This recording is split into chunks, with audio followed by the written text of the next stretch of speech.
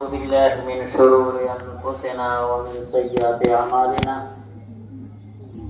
من يهده الله فلا مضل له ومن يضلله فلا هادي له وأشهد أن لا إله إلا الله وحده لا شريك له وأشهد أن محمدا عبده ورسوله أما بعد فإن خير الحديث كتاب الله وخير الهدي هدي محمد صلى الله عليه وسلم وشر الأمور محدثاتها وكل محدثة بدعة وكل بدعة ضلالة وكل ضلالة في النار. أعوذ بالله من الشيطان الرجيم. بسم الله الرحمن الرحيم. إنا أعطيناك الكوثر فصل لربك وانحر إن شانئك هو الأبتر. وقال الله تعالى في موضع آخر لن ينال الله لحومها ولا دماؤها ولكن يناله التقوى منكم. الله أكبر الله أكبر لا إله إلا الله والله أكبر الله أكبر ولله الحمد. اللہ اکبر اللہ اکبر اللہ اکبر کبیرہ.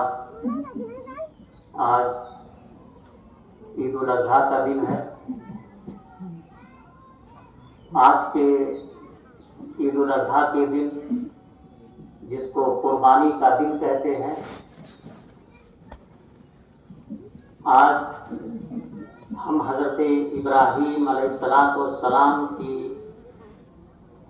سنت اور ان کی یادگار یہ منا رہے ہیں.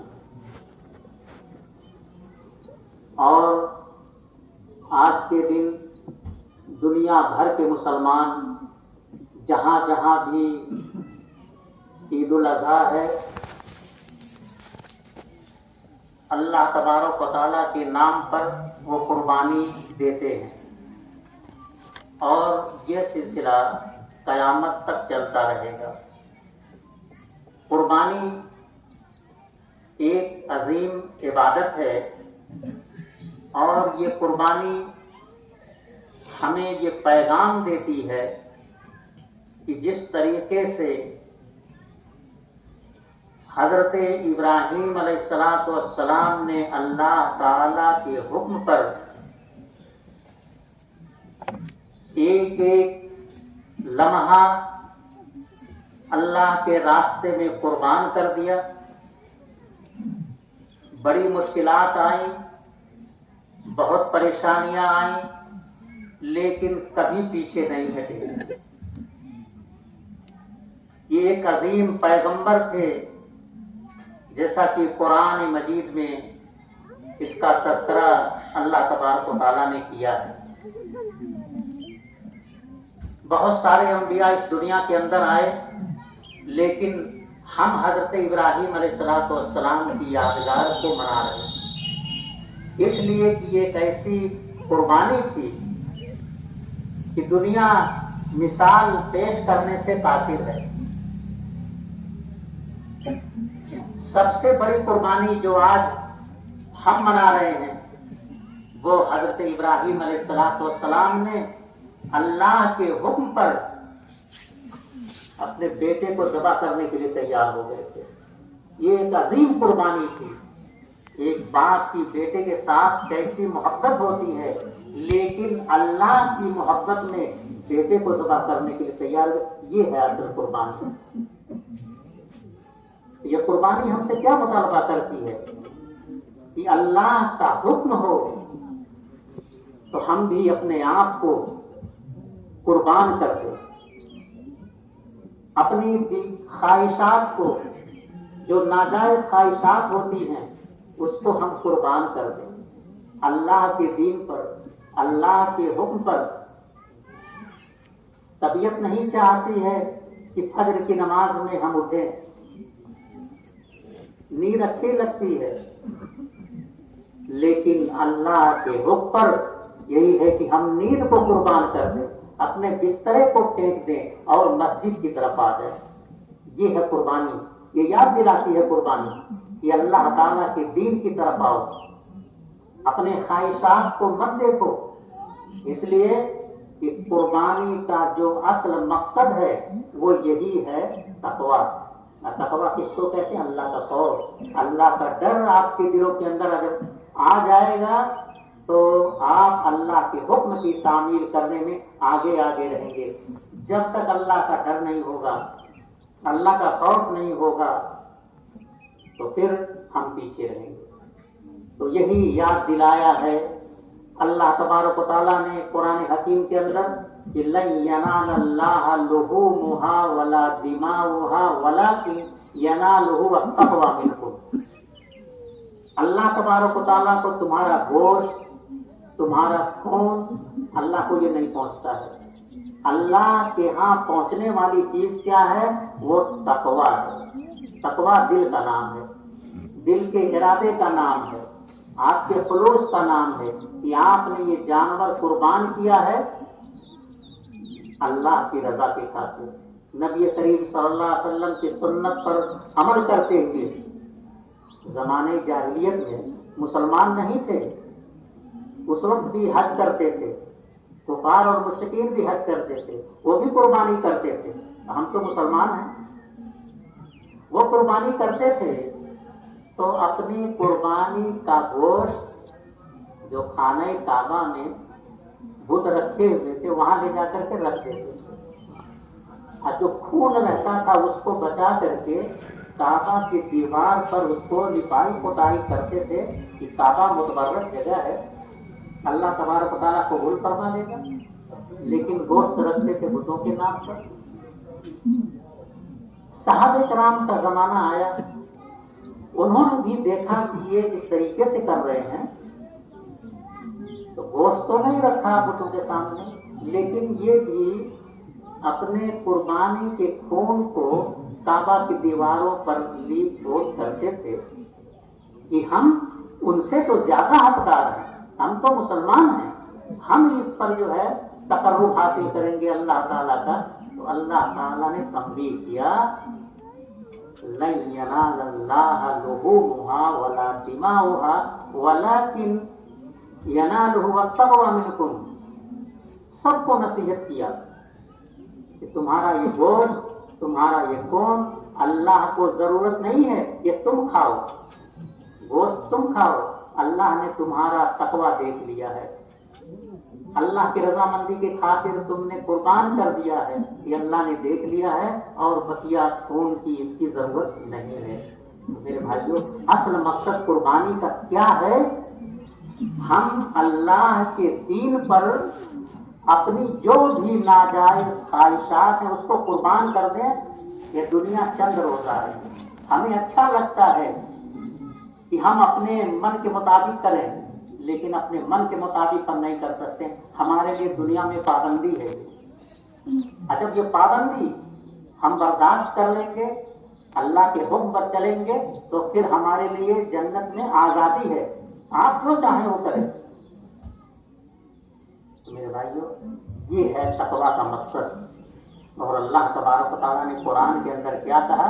سب کو یاد ہے جو سورہ میں نے پڑھی، انا اعطیناک الکوثر فصل لربک وانحر ان شانئک هو الابتر.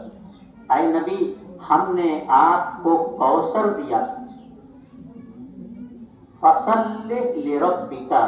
تو جب یہ ہم نے کوثر دیا ہے تو اس کے بدلے میں آپ اپنے رب کے لیے نماز پڑھیے، وانحر اور قربانی کیجیے. یہ حکم دیا جا رہا ہے، اس لیے یہ سلسلہ قیامت تک چلتا رہے گا. تو کوثر، یہ کوثر حوض کوثر جس کو بولتے ہیں، اور اللہ کے رسول صلی اللہ علیہ وسلم کو یہ نعمت میدان حشر میں دی جائے گی. شروع سے لے کے قیامت تک جتنے مسلمان ہوں گے ایک بھیڑ لگی ہوئی ہوگی. اور یہ سورج جو ابھی دکھلائی دے رہا ہے، یہ سورج بہت دور ہے، لیکن ہمارے سروں پر حدیث کے اندر آتا ہے 1 میل کے فاصلے پر ہوگا. 1 میل کے فاصلے پر کہیں کوئی سایہ نہیں ہوگا. تو ظاہر بات ہے ایسے وقت میں شدید گرمی کا احساس ہوگا، اتنا یہ احساس ہوگا کہ پسینہ نکلے گا. اور آج تو اتنا پسینہ نہیں نکلتا ہے کہ رومال سے پوچھ لیتے ہیں وہ ختم ہو جاتا ہے، لیکن اتنا پسینہ نکلے گا کہ جس کا جتنا گناہ ہوگا اتنا پسینے میں ڈوبا ہوگا. جس کا گناہ کم ہوگا تو ایڑی تک اس کا پسینہ آئے گا، پورے جسم سے نکلے گا، وہ ایڑی ڈوب جائے گی. وہ کسی کا گناہ زیادہ ہوگا تو کمر تک، گھٹنے تک چلا آئے گا. کسی کا گناہ زیادہ ہوگا کمر تک چلا آئے گا، کسی کا سینے تک، کسی کا گردن تک چلا آئے گا. یہ پسینے میں ہوں گے. اتنا خوف، اتنا دہشت، اتنی گرمی. اب اس گرمی میں کس چیز کی ضرورت ہے؟ تو پیاس لگے گی بہت زبردست، دوسرے سائے کی ضرورت ہوگی.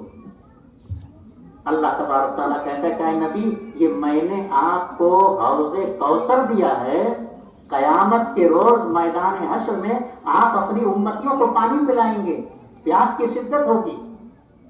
تو نبی کریم صلی اللہ علیہ وسلم وہ پانی پلائیں گے. ایک دن 12 گھنٹہ کا ہوتا ہے، 50,000 سال کا ایک دن ہوگا. اس لیے سب کا حساب کتاب ہونا ہے، بڑا لمبا دن ہوگا، پریشان ہو جائیں گے لوگ. اللہ کے رسول صلی اللہ علیہ وسلم اپنی امتیوں کو پہچان لیں گے، کس سے؟ اعضائے وضو سے، کہ میرے امتی ہیں.